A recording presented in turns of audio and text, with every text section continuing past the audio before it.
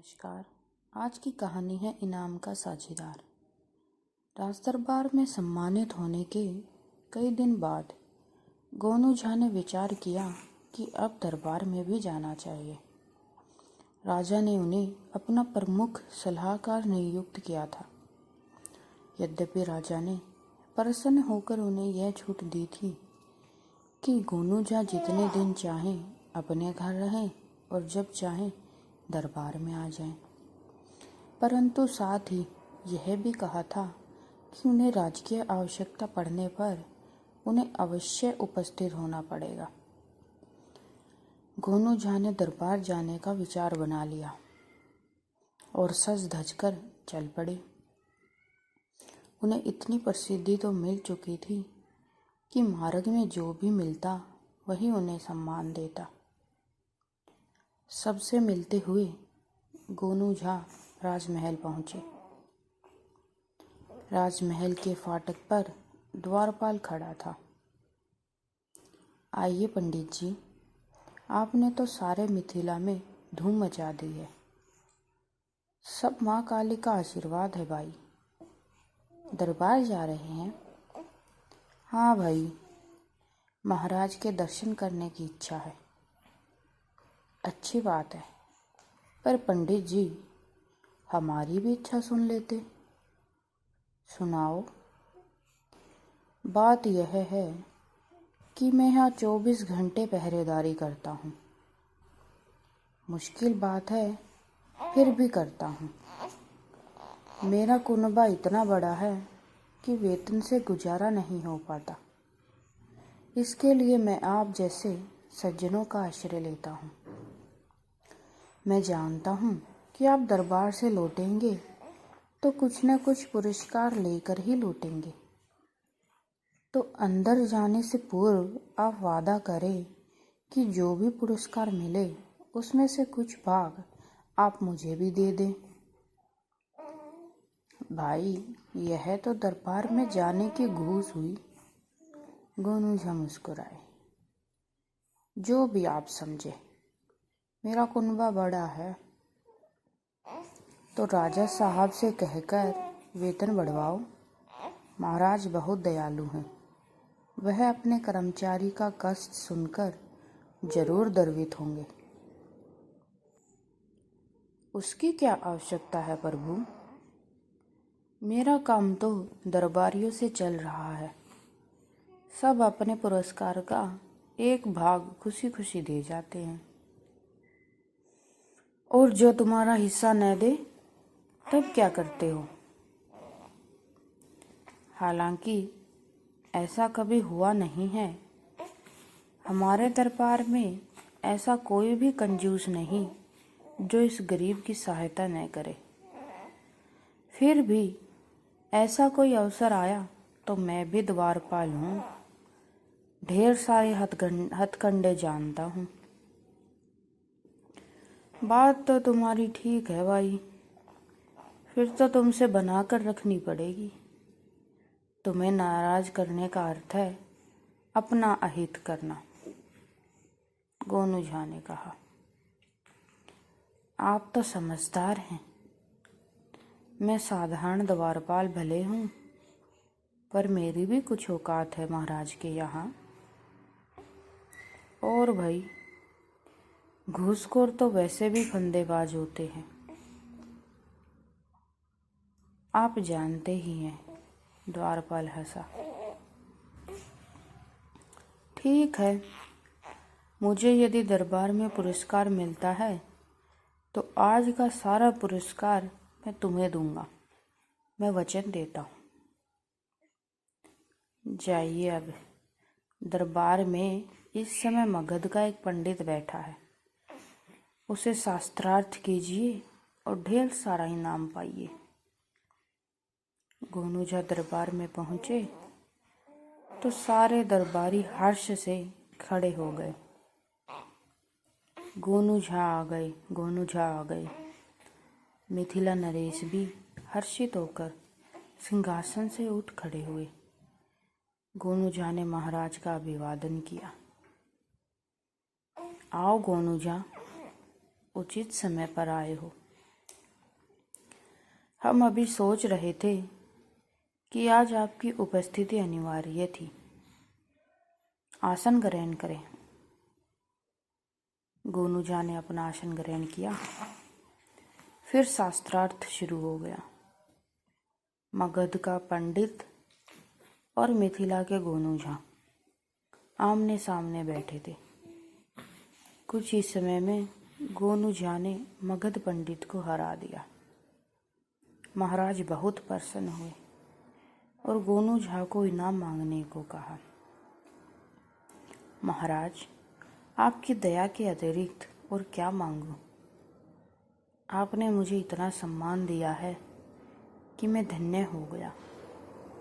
गोनू झा बोले, सम्मान व्यक्ति को उसकी योग्यता और उसका उचित प्रदर्शन दिलाता है। आप विद्वान हैं और निश्चित ही सम्मान के योग्य हैं। पुरस्कार तो सम्मान का निमित्त है, साधन है। अतः आप हमें यह अवसर प्रदान करें। महाराज, आज मैं पुरस्कार में एक विचित्र चीज मांगना चाहता हूँ। निश्चिंत होकर मांगो। हम वचन देते हैं कि यदि वह विचित्र चीज मिथिला राज्य के किसी भी कोने में है तो हम वह चीज आपको देंगे। ठीक है महाराज, मैं आज पुरस्कार में 100 कोड़े चाहता हूँ। सारा दरबार भौचक्का रह गया। पंडित जी, यह कैसा पुरस्कार मांग बैठे? राजा हैरानी से बोला। मैंने कहा था कि मैं आज विचित्र चीज मांगने जा रहा हूँ, अतः अपने वचन के अनुसार मुझे यह पुरस्कार दे। महाराज ने विविधता से गर्दन हिलाई और दंड नायक को आदेश दिया कि गोनू झा को 100 कोड़े लगाएं। सारा दरबार गोनू झा के इस विचित्र कौतुक पर हतप्रभ था। गोनू झा ने यह क्या मूर्खता दिखाई? दंड नायक अपना कोड़ा लेकर गोनू झा के समीप आ गया। महाराज, कृपा करके राजमहल के फाटक पर खड़े द्वारपाल को बुलाया जाए, क्योंकि मैं उसे वचन देकर आया हूँ कि दरबार में आज जो भी पुरस्कार मुझे प्राप्त होगा वह सारा मैं उसे दूंगा। आज मेरे द्वारा प्राप्त 100 कोड़ों के पुरस्कार का वही अधिकारी है, मेरे पुरस्कार में साझेदार है। हम समझे नहीं गोनू झा, महाराज ने पूछा।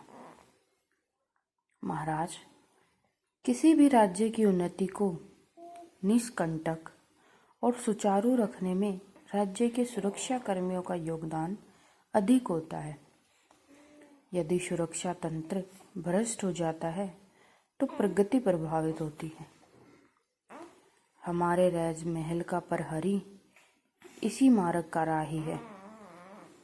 वह प्रत्येक दरबारी को भय दिखाकर दरबार में प्राप्त पुरस्कार का कुछ हिस्सा ले लेता है। गोनू झा ने बताया। महाराज क्रोध में भर उठे। क्या यह सत्य है? राजा ने दरबारियों से पूछा। कई दरबारियों ने सिर में सहमति हिलाई। उस द्वारपाल को तत्काल दरबार में बुलाया जाए, महाराज ने आदेश दिया। महाराज, मैं चाहता हूँ कि पहले मेरे वचन के अनुसार मेरे पुरस्कार को उसे दे दिया जाए। एक प्रकार से यह उसका दंड भी होगा। तब तक द्वारपाल भी दरबार में आ गया। आओ द्वारपाल, आज गोनू झा ने मगध के विद्वान को शास्त्रार्थ में पराजित करके जो पुरस्कार पाया है वह तुम्हारा है। आओ अपना पुरस्कार प्राप्त करो। द्वारपाल थर-थर काँपने लगा। उसने कातर दृष्टि से गोनू झा को देखा। भाई, इस प्रकार क्या देखते हो? आज पुरस्कार में मुझे 100 कोड़े मिले हैं। वचन के अनुसार सारा पुरस्कार तुम्हारा है। गोनू झा बोले। द्वारपाल दौड़कर गोनू झा के पैरों में गिर पड़ा। क्षमा पंडित जी, क्षमा। मैं मूर्ख भूल गया था कि मैं किससे पंगा ले रहा हूँ। भविष्य में मैं कभी ऐसा अपराध न करूँगा। भाई, यहाँ समय और दंड का अधिकार महाराज को है। मैंने तो जो वचन दिया था मात्र उसे निभा रहा हूँ, गोनू झा ने कहा। द्वारपाल रो रोकर महाराज से क्षमा मांगने लगा। द्वारपाल, तुम्हारा अपराध क्षमा योग्य नहीं है। तुम हमारे राज्य में भ्रष्टाचार का बीज बोने का काम कर रहे थे। दंडनायक, इस अपराधी को इसका पुरस्कार देकर राज्य से बाहर कर दिया जाए और इसके परिवार के भरण पोषण का भार राजकोष उठाए, गोनू झा ने तत्काल जोड़ा, जिसे मिथिला नरेश ने सहर्ष स्वीकार कर लिया। द्वारपाल को उसके किए का दंड मिल गया। गोनू झा, वास्तव में ही तुम बुद्धिमान और कर्तव्यनिष्ठ हो। तुमने अपने पद के अनुसार अपना कर्तव्य निभाया है। राज्य को एक आगामी संकट से बचाया है। तुम्हारे पास बुद्धि, कर्तव्य और दया जैसे सभी गुण हैं।